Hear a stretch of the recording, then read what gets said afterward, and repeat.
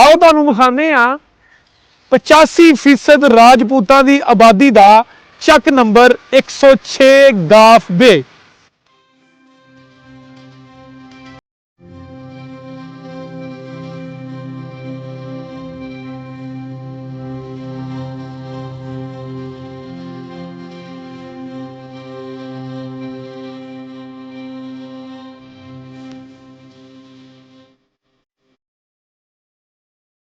इस पिंड का बहुत वड्डा रकबा किसान दे नाल जुड़िया होया है, यानी कि इस पिंड का सब तो बहुता रकबा काश्तकारी दे नाल है।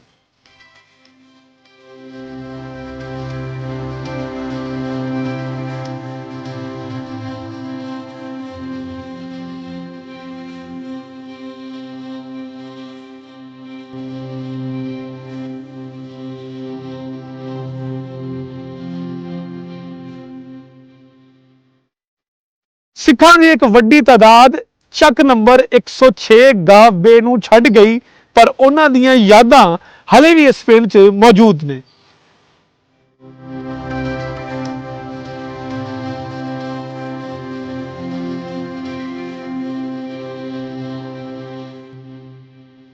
इस पिंड च किन्नियां नंबरदारियां ने, इस पिंड दे विच लोकां च किवें इतफाक कायम है, इस पिंड दी फुटबाल दी टीम क्यों मशहूर है पूरे पाकिस्तान च।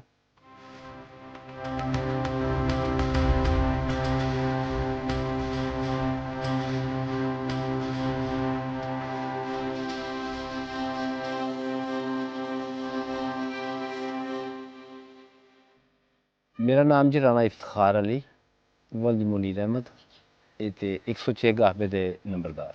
इस पिंड का पूरा नाम जो ਚੱਕ नंबर 106 गाफे खालसापुरा डॉक्यूमेंट ते आम जो मशहूर है वो 106 गाफे फराला। ये पिंड जोड़ा आ ये पुराने हिंदुस्तान का, लेकिन जोड़े मकामी इत्थे सिख लोग हजरात है सी जो उजाड़े पे वो सारे इत्थों चले गए इंडिया, असी सारे फिर महाजर लोग जोड़े इधर आन के आबाद हो गए।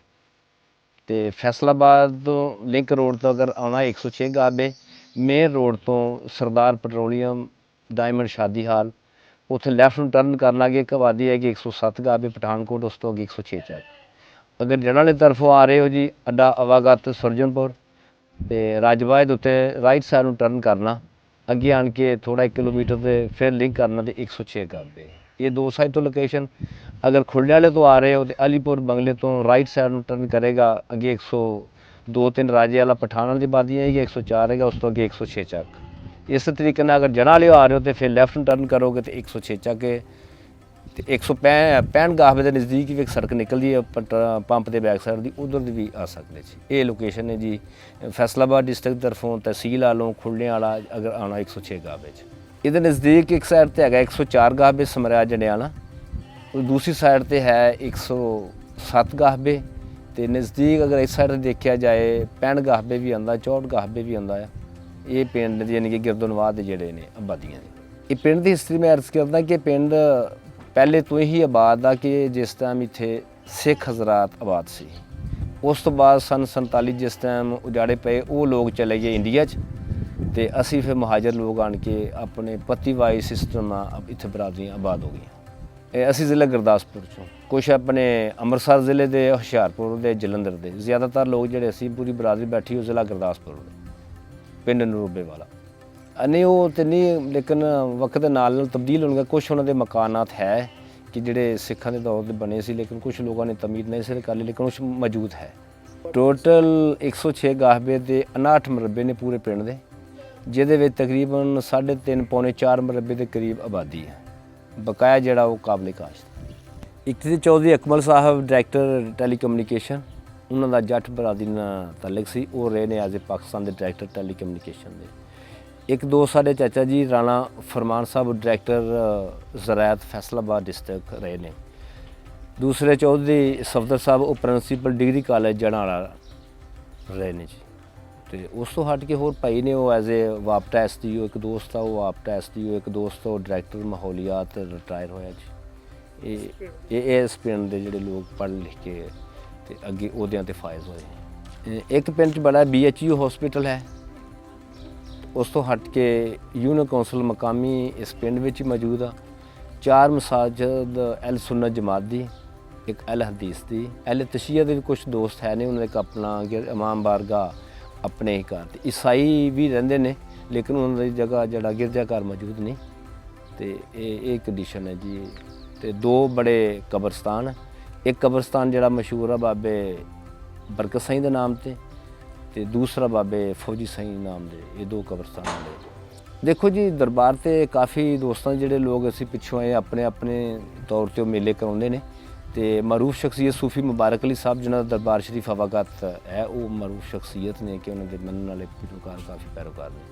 ਉਹ 106 ਗਾਹਬੇ ਨਾਲ ਹੀ ਤਲਕ ਰੱਖਦੇ ਸੀ। ਸਪੋਰਟਸ ਫੁੱਟਬਾਲ ਦੀ ਟੀਮ ਸੀ ਬੜੀ ਅੱਛੀ, ਜਿਹਦੇ ਵਿੱਚ ਸਾਡੇ ਕਾਫੀ ਦੋਸਤ ਜਿਹੜੇ ਕਿ ਆਰਮੀ ਦੇ ਵਿੱਚ ਵੀ ਉਹਨਾਂ ਨੇ ਉਹ ਟੀਮ ਜੁਆਇਨ ਕੀਤੀ ਤੇ ਆਰਮੀ ਤਰਫ ਫੁੱਟਬਾਲ ਖੇਡਦੇ ਨੇ, ਜਿਹਦੇ 'ਚੋਂ ਅਕਬਰ ਸਾਹਿਬ ਸੀ ਨਾਮ ਉਹਨਾਂ ਦਾ, ਬਸ਼ੀਰ ਸਾਹਿਬ ਸੀ, ਇਸ ਤਰ੍ਹਾਂ ਇੱਕ ਅਨਸਰ ਸਾਹਿਬ ਸੀ, ਬੜੇ ਅੱਛੇ ਫੁੱਟਬਾਲਰ ਸੀ, ਉਹ ਉਹਨਾਂ ਨੂੰ ਪਿਆਰੇ ਹੋ ਗਏ। ਇਸ ਤਰ੍ਹਾਂ ਕਾਫੀ ਦੋਸਤ ਸੀ ਜਿਹੜੇ ਕਿ ਨਾਲ ਜੀ ਫੁੱਟਬਾਲ ਦੇ ਨਾਲ ਮੁਨਸਲਿਕ ਸੀ ਔਰ ਅੱਛੀ ਉਹਨਾਂ ਦੀ ਪਰਫਾਰਮੈਂਸ ਸੀ ਔਰ ਆਪਣੀ ਇਸ ਗੇਮ ਬੇਸ 'ਤੇ ਉਹਨਾਂ ਨੇ ਆਰਮੀ ਦੇ ਵਿੱਚ ਵੀ ਇਹ ਡਿਊਟੀ ਸਰ ਅੰਜਾਮ ਦਿੱਤੀ। ਇੱਥੇ ਬਰਾਦਰੀ ਅਕਸਰੀਅਤ ਜਿਹੜੀ ਹੈ ਨਾ ਜੀ, ਆਪਣੀ 85% ਰਾਜਪੂਤ ਬਰਾਦਰੀ, ਉਸ ਤੋਂ ਹਟ ਕੇ ਜੱਟ ਬਰਾਦਰੀ, ਫਿਰ ਅਰਾਈ ਬਰਾਦਰੀ ਮੇਨ 3, ਤੇ ਉਸ ਤੋਂ ਹਟ ਕੇ ਗੈਰ ਕਾਸ਼ਤਕਾਰ ਜਿਹੜੇ ਸਾਡੇ ਭਾਈ ਨੇ, ਮੁਖਤਲਿਫ ਉਹਨਾਂ ਦਾ ਤਲਕ ਹੈ ਬਰਾਦਰੀਆਂ ਨਾਲ। ਜ਼ਿਆਦਾ ਅਕਸਰੀਅਤ ਰਾਜਪੂਤ। 2 ਨੰਬਰਦਾਰੀਆਂ ਜੀ, ਤੇ ਦੋਨੇ ਜਿਸ ਤਰ੍ਹਾਂ ਪਾਕਿਸਤਾਨ ਤੋਂ ਇੰਡੀਆ ਤੋਂ ਉੱਜੜ ਕੇ ਆਏ ਪਾਕੋ ਹਿੰਜ, ਉਧਰ ਵੀ ਨੰਬਰਦਾਰ ਸੀ। ਜਿਸ ਤਰ੍ਹਾਂ ਜਾੜੇ ਫਿਰ ਇੱਧਰ ਆਣ ਕੇ ਦੋਵੇਂ ਨੰਬਰਦਾਰੀਆਂ ਹੈ ਰਾਜਪੂਤਾਂ ਕੋ। ਤੇ ਇੱਕ ਜਿਹੜੇ ਸਾਡੇ ਪੜਦਾਦਾ ਜੀ ਸੀ, ਜਿਸ ਤਰ੍ਹਾਂ ਇੱਥੇ ਆਬਾਦ ਹੋਏ ਆਣ ਕੇ ਨਸ਼ਰਦੀਨ ਸਾਹਿਬ ਪਹਿਲੇ ਉਹ ਨੰਬਰਦਾਰ, ਉਹਨਾਂ ਤੋਂ ਫੌਤ ਹੋਣ ਤੋਂ ਬਾਅਦ ਫਿਰ ਸਾਡੇ ਦਾਦਾ ਜੀ ਸੀ ਗੁਲਾਮ ਨਬੀ ਨੰਬਰਦਾਰ ਸਾਹਿਬ, ਉਹ ਬਣੇ, ਉਹ ਅੱਲਾ ਨੂੰ ਪਿਆਰੇ ਹੋ ਗਏ। ਉਸ ਤੋਂ ਬਾਅਦ ਮੇਰੇ ਵਾਲਦ ਸਾਹਿਬ ਮੁਨੀਰ ਅਹਿਮਦ ਸਾਹਿਬ, ਉਹ ਰਨਿੰਗ ਨੰਬਰਦਾਰ, ਤੇ ਮੈਂ ਐਜ਼ ਏ ਉਹਨਾਂ ਦਾ ਸਰਬਰਾਹ ਨੰਬਰਦਾਰ ਦੀ ਡਿਊਟੀ ਸਰ ਅੰਜਾਮ ਦੇਣਾ। ਇਹ ਇੱਕ ਪੱਤੀ ਦੇ ਨੇ। ਦੂਸਰੇ ਪੱਤੀ ਦੇ ਵਿੱਚ ਸੀ ਸੂਬੇਦਾਰ ਦੀਨ ਮੁਹੰਮਦ ਸਾਹਿਬ, ਉਹ ਫੌਤ ਹੋਏ। ਉਸ ਤੋਂ ਬਾਅਦ ਉਹਨਾਂ ਦਾ ਬੇਟਾ ਬਣ ਗਿਆ ਫਤਿਹ ਕਾਨੂੰਗੋ ਸਾਹਿਬ, ਉਹ ਫੌਤ ਹੋਏ। ਉਸ ਤੋਂ ਬਾਅਦ ਉਹਨਾਂ ਦਾ ਬੇਟਾ ਬਣ ਗਿਆ ਅਬਦਰ ਰਊਫ, ਉਹ ਨਸਲਦਾਰ ਨਸਰ ਰਊਫ ਤੱਕ ਆਈ। ਰਊਫ ਦੇ ਫੌਤ ਹੋਣ ਤੋਂ ਬਾਅਦ ਉਹਦੇ ਬੇਟੇ ਫੈਸਲਾਬਾਦ ਚਲੇ ਗਏ। ਫਿਰ ਉਹਨਾਂ ਦਾ ਇੱਕ ਪੁੱਪੀ ਦਾ ਪੋਸੀ ਫਜ਼ਲ ਅਹਿਮਦ, ਉਹ ਨੰਬਰਦਾਰ ਬਣ ਗਿਆ, ਉਹ ਵੀ ਫੌਤ ਹੋ ਗਿਆ। ਹੁਣ ਉਸ ਤੋਂ ਬਾਅਦ ਉਹਦਾ ਬੇਟਾ ਇੱਕ ਅਦਨਾਨ, ਉਹ ਰਨਿੰਗ ਉਹਦਾ ਪੋਜੀਸ਼ਨ ਕੇਸ ਚੱਲ ਰਿਹਾ।